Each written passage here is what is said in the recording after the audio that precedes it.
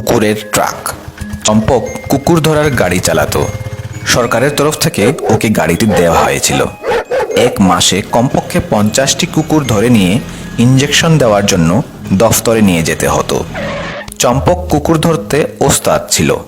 ও খুবই সহজে হিংস্র কুকুরকেও ধরে নিতে পারত। সেই জন্য দফতরের সবাই ওর কথা মানত। একদিন ওর অফিসার ওকে বলল, চম্পক, শহরের পাশেই বেলাপুর থেকে কুকুর কামড়ানোর অনেক অভিযোগ আসছে। তুমি সেখানে গিয়ে কুকুরগুলোকে ধরে নিয়ে এসো। এত দূরে যেতে হবে স্যার? সব কুকুরগুলোকে ধরতে 2-3 দিন লেগে গেলে আমাকে ওখানেই থাকতে হবে। এর খরচা কে দেবে স্যার? এর খরচা তোমাকে দেওয়া হবে। আগে কুকুরগুলোকে ধরে নিয়ে এসো। চম্পক বেলাপুর রওনা হলো। আরে, বেলাপুর তো দেখছি খুবই সুন্দর জায়গা। এখানে কিছুদিন আমি থেকেই যাব। চম্পক সেখানে থাকতে লাগলো, কিন্তু ও একটিও কুকুর পাকড়াও করলো না। একদিন ওখানের গ্রাম প্রধান চম্পকের কাছে এলো। আরে ভাই চম্পক, অনেক দিন তো হয়ে এলো, তুমি এখনো একটিও কুকুর ধরলে না। তোমার অফিসার আমাকে ফোন করেছিল, ওনাকে তো সত্য কথা বলতেই হবে। আরে, এত তাড়া কিসের? আমি এসে গেছি, দেখবেন সব ঠিক হয়ে গেছে। সব কুকুরগুলোকে পাকড়াও করে নিয়ে যাব। সবারই খুব অসুবিধে হচ্ছে, কুকুরগুলো রোজ কাউকে না কাউকে কামড়ে দিচ্ছে। ঠিক আছে, ধরছি, কিন্তু এর বদলে আপনারা আমায় কিছু দিতে হবে। কি বললে? আমাদের কিছু দিতে হবে? কি চাই তোমার? আপনাদের এখানকার কুকুরগুলো খুবই হিংস্র। এদের ধরতে আমার অনেক কসরত করতে হবে। আপনি যদি আমায় 5,000 টাকা দেন, তাইলে কাজ তাড়াতাড়ি হয়ে যাবে। কিন্তু কিন্তু আমি যদি টাকা না দিই তবে? তাইলে আরো কিছুদিন থাকুন এই কুকুরগুলোর সাথে। ঠিক আছে, আমি কাল সকালবেলা তোমাকে টাকাগুলো দিয়ে দেব, কিন্তু কালই তোমাকে কুকুরগুলোকে ধরতে হবে। পরদিন সকালবেলা গ্রাম প্রধান চম্পকের কাছে এলো। আসুন আসুন, টাকাগুলো এনেছেন? হ্যাঁ এনেছি, কিন্তু তোমাকে দেবে অন্য কেউ। যেই দিক, আমার তো টাকার সাথে মতলব। তখনই চম্পকের অফিসার সেখানে পৌঁছয় আর চম্পককে খুব আচ্ছা করে ধমকে দেয়। তুমি লোভে পড়ে যে কাজ করেছো তার জন্য আমি তোমাকে চাকুরি থেকে বরখাস্ত করতে পারি। আমরা তোমার থেকেও ভালো কুকুর ধরার লোক পেয়ে গেছি। স্যার, স্যার, আমাকে ক্ষমা করে দিন। আমি আর কোনোদিন ঘুষ চাইব না। আর এরপর থেকে চম্পক নিজের কাজে লেগে পড়ল। লোভী ব্রেড অমলেটওয়ালা। চক্রপুর স্টেশনের বাইরে রাজু নামের এক ছেলে ডিম সেদ্ধ বিক্রি করত। ও শুধু ডিম সেদ্ধ করতে জানত, আর খদ্দেররাও ওর ডিম সেদ্ধ খুব ভালোবাসত। কিন্তু যারা ডিম সেদ্ধ খেতে চাইতো না, তারা রাজুকে বলতো, আরে রাজু, তুমি শুধু ডিম সেদ্ধ কেন বিক্রি করো?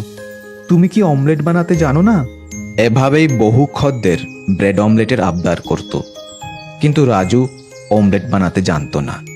ও ভাবল, যদি আমি ব্রেড অমলেট বিক্রি করতে শুরু করে দিই, তাইলে আমার রোজগার আরও বেড়ে যাবে। রাজু একদিন ওর বন্ধু শম্ভুকে বলল, ভাই শম্ভু, আমার দোকানে কাজ অনেক বেড়ে গেছে। কিছুদিনের জন্য তোর সাহায্য চাই। আমাদের রোজগার থেকে তোর পাওনাটুকু তোকে দিয়ে দেব। কি ধরনের সাহায্য চাই? তুই তো জানিসই আমি অমলেট বানাতে জানি না। তুই যদি আমার দোকানে এসে অমলেটগুলো বানিয়ে দিস, তাইলে আমার ব্যবসা খুব ভালো চলবে। নিশ্চয়ই, আমি কালই ধাবা থেকে ছুটি নিয়ে নিচ্ছি। শম্ভু কিছুদিনের জন্য ছুটি নিয়ে স্টেশনের বাইরে রাজুকে সাহায্য করতে লাগলো। রাজুর ব্যবসা বেড়ে গেল। সবাই ওর ব্রেড অমলেটের প্রশংসা করত। কিন্তু শম্ভু ছিল খুবই চতুর। ও রাজুর কাছ থেকে ডিম সেদ্ধ করার কৌশল শিখে নিল আর সবাইকে ওর ব্রেড অমলেটের অভ্যাস করিয়ে নিল। একদিন শম্ভু রাজুকে বলল, আচ্ছা ভাই, অনেক দিন হয়ে গেল, এখন আমি আবার ধাবাতে ফিরে যাচ্ছি। ঠিক আছে ভাই। শম্ভুর যাওয়ার পর রাজু নিজেই অমলেট বানাতে শুরু করলো, কিন্তু ও ভালো অমলেট বানাতে পারছিল না। আরে ভাই, এ কেমন অমলেট বানিয়েছো? শুধুই লঙ্কা গুঁড়ো। এখন খদ্দেররা রাজুর কাছে না এসে পাশেরই এক নতুন দোকানে গিয়ে ডিম সেদ্ধ আর ব্রেড অমলেট খায়। আরে কোথায় যাচ্ছেন? এদিকে আসুন। না ভাই, তোমার অমলেট আর খাওয়া যাচ্ছে না। আমরা পাশের নতুন দোকানে যাচ্ছি। দেখেছো কেমন টুপি আর চশমা পরে সুস্বাদু অমলেট বানাচ্ছে? ওর সেদ্ধ করা ডিমের স্বাদ, আহা হা হা। রাজু নতুন দোকানের কাছে গিয়ে কথাবার্তা করার চেষ্টা করছিল। তখনই এক বাইকওয়ালা ওকে ধাক্কা মেরে চলে যায়, আর ওর টুপি এবং চশমা নিচে পড়ে যায়। রাজু চমকে যায়, এ আর কেউ না, ওরই বন্ধু শম্ভু। আমায় ক্ষমা করে দে ভাই। রাজু কিছু না বলেই সেখান থেকে চলে যায়, আর রাত দিন কষ্ট করে অমলেট বানানো শিখে নেয়। তারপর ওর ব্যবসা আবার চলতে থাকে।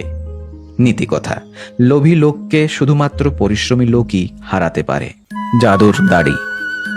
কনকপুর রাজ্যে এক গরিব কৃষক গগন থাকত। ও সারাদিন খেতে মজুরি করত। গরিব বলে ও রোজ দাড়ি শেভ করতে পারত না। দাড়ি কামানোর টাকাগুলো ও বাঁচিয়ে রাখত। সেজন্য গগনের দাড়ি রোজ বেড়েই যাচ্ছিল। একদিন গগনের বউ গগনকে বলল, আজ সেলুনে গিয়ে দাড়ি কামিয়ে নাও, তোমার দাড়িগুলো তো অনেক বড় হয়ে গেছে। ঠিক আছে, আজ দাড়ি কামিয়ে নিচ্ছি। এরপর গগন নাপিতের কাছে দাড়ি কামাতে যায়। আমার দাড়ি কামিয়ে দাও তো, কত টাকা লাগবে? আপনার দাড়ি কাটতে আমি 200 টাকা নেব, কারণ 1 ঘন্টা লেগে যাবে আপনার দাড়ি কামাতে আমার। কি বলছো, 200 টাকা? এ তো অনেক বেশি। কোনো দরকার নেই শেভ করার। আর গগন ঘরে ফিরে এলো। আরে, তুমি দাড়ি কামাওনি? আমি আমার দাড়ি খুবই ভালোবাসি। আমি এটাকে শেভ করতে পারবো না।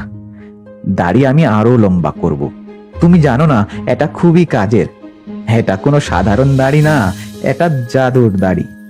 আর এভাবেই পুরো রাজ্যে গগনের জাদুর দাড়ির কথা ছড়িয়ে যায়।